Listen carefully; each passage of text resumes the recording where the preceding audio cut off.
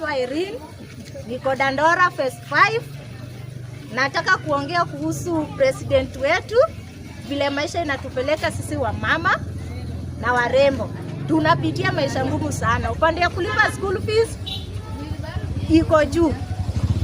Na baba alishikana na Ruto. Na hakuna kitu anatusaidia nayo. Baba atoke kwa Ruto, Uhuru arudi kwa kazi. Uhuru achukue kazi vile alikuwa anatupeleka vizuri. Hatukuwa tunashinda na njaa, tulikuwa watoto wanasoma vizuri, tunapata school fees. Sasa hizi sisi wamama tumekaa hapa, hata hakuna kazi kama tushashuka toka asubuhi. Tuko tu hivi tumejikalisha tu, hata lunch sijakula. Sasa hii watoto nimekaa nao pale kwa nyumba, watoto 5 walifukuzwa jana school fees. Sina kazi, nitatoa wapi?